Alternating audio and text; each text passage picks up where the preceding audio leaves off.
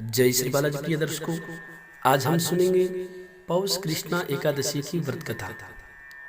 प्रिय दर्शकों, युधिष्ठिर ने प्रश्न किया है, जनार्दन, पौष कृष्णा एकादशी का क्या नाम है और उस दिन किस देवता की पूजा की जाती है, आप हमें विधि पूर्वक बताइए।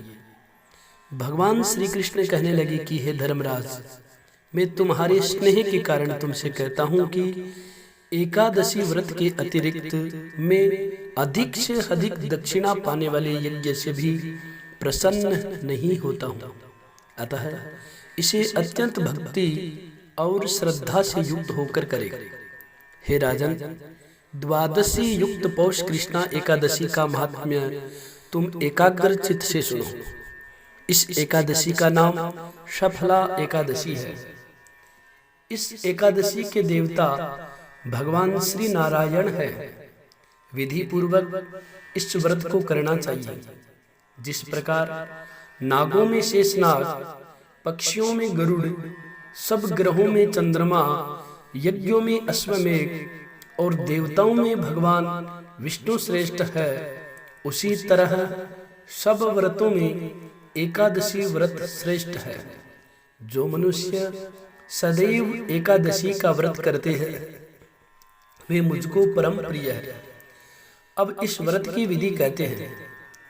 मेरी पूजा के हेतु ऋतु के अनुकूल फल, नारियल, नींबू, नैवेद्य आदि 16 चीजों से मेरी पूजा करे। रात्रि को जागरण करे। इस एकादशी के व्रत के समान यज्ञ, तीर्थ, दान, जप तथा और कोई दूसरा व्रत नहीं है। 5000 वर्ष तप करने से जो फल मिलता है, उससे भी अधिक सफला एकादशी का व्रत करने से फल मिलता है। हे राजन, अब आप इस एकादशी की कथा सुनिए। चंपावती नगरी में एक महिष्मान नाम का राजा राज्य करता था। उसके 4 पुत्र थे। उन सब में लुम्पक नाम वाला बड़ा राजपुत्र महापापी था। वह पापी सदा पर स्त्री तथा वैश्यागमन तथा दूसरे बुरे कामों में अपने पिता का धन नष्ट किया करता था। सदैव ही देवता, ब्राह्मण और वैष्णव की निंदा किया करता था। जब राजा को अपने बड़े पुत्र के ऐसे कुकर्मों का ज्ञान हुआ तो उसे अपने राज्य से निकाल दिया। तब वह विचारने लगा कि अब मैं किधर जाऊं, क्या करूं। अंत में उसने चोरी का कर्म करने का निश्चय किया। वह दिन को वन में रहता और रात्रि को अपने पिता की नगरी में चोरी करता तथा प्रजा को तंग करने और उन्हें मारने का कुकर्म भी करता। कुछ समय के पश्चात सारी नगरी भयभीत हो गई। वह वन में रहकर पशु आदि को मारकर खा जाता। जनता के लोग और राज्य कर्मचारी उसको इन कुकर्मों के कारण पकड़कर भी राजा के भय से छोड़ देते। उसी वन में एक अत्यंत प्राचीन विशाल पीपल का वृक्ष था। लोग उसकी भगवान के समान पूजा किया करते थे। उसी वृक्ष के नीचे वह महापापी लुम्पक रहा करता था। इस वन को लोग देवताओं का क्रीड़ा स्थल मानते थे। कुछ समय पश्चात पौष कृष्ण पक्ष की 10वीं के दिन वह वस्त्रहीन होने से, शीत के कारण, सर्दी के कारण वह सारी रात्रि सो नहीं सका और उसके हाथ पैर अकड़ गए। वह रात्रि उसने बड़ी कठिनाई से व्यतीत की और सूर्योदय होने से पूर्व मूर्छित हो गया। दूसरे दिन एकादशी को मध्याह्न के समय सूर्य की गर्मी से उसकी मूर्छा दूर हुई तो वह होश में आकर गिरता पड़ता वन में भोजन की खोज में गया, परंतु वह व्यथा के कारण जीवों को मारने में असमर्थ था। इस कारण वृक्ष से गिरे हुए फलों को बीनकर वृक्ष के नीचे आया। उस समय तक भगवान सूर्य अस्त हो गए थे। उसने उन फलों को पीपल के वृक्ष के नीचे लाकर रख दिया और रोकर कहने लगा कि हे भगवान, यह सब फल आपके ही अर्पण है, आप ही इनसे तृप्त होइए। उस रात्रि को दुख के मारे उसे नींद भी नहीं आई।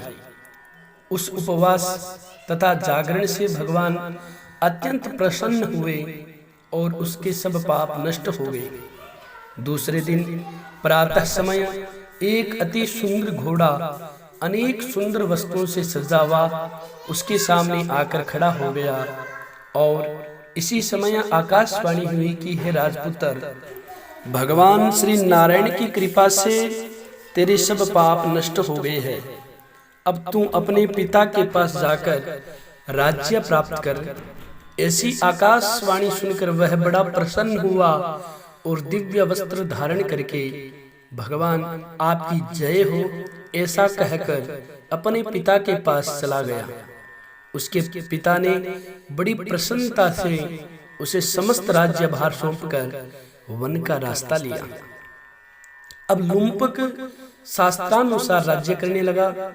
उसके स्त्री पुत्र आदि सारा कुटुंब ही नारायण का परम भक्त हो गया तथा वृद्ध होने पर वह भी अपने पुत्र को राज्य का कार्यभार सौंपकर तपस्या करने के लिए वन में चला गया और अंत में वैकुंठ को प्राप्त हुआ। जो मनुष्य भक्ति पूर्वक सफला एकादशी का व्रत करते हैं उनको अंत में मुक्ति मिलती है। जो मनुष्य इस सफला एकादशी का व्रत नहीं करते वे पूंछ और सींगों से रहित पशु के समान है। इस सफला एकादशी के महात्म्य को पढ़ने अथवा श्रवण करने से मनुष्य को अश्वमेध यज्ञ का फल प्राप्त होता है। प्रिय दर्शकों, अगर आप सभी को यह कथा अच्छी लगी हो तो आप इस कथा को ज्यादा से ज्यादा शेयर अवश्य करें। हमारे से जुड़े रहने के लिए हमारे चैनल को जरूर सब्सक्राइब करें। लेटेस्ट अपडेट पाने के लिए बेल के आइकन को दबाएं। प्रिय दर्शकों, सनातन धर्म में जितने भी व्रत त्योहार होते हैं उन सभी व्रत त्योहारों के मुहूर्त, उन सभी व्रत त्योहारों की कथा इस चैनल रामदूत एस्ट्रो चैनल पर अपलोड की जाती है। तो आप सभी से पुनः निवेदन करता हूँ, आप हमारे से जुड़े रहने के लिए हमारे चैनल को जरूर सब्सक्राइब करें।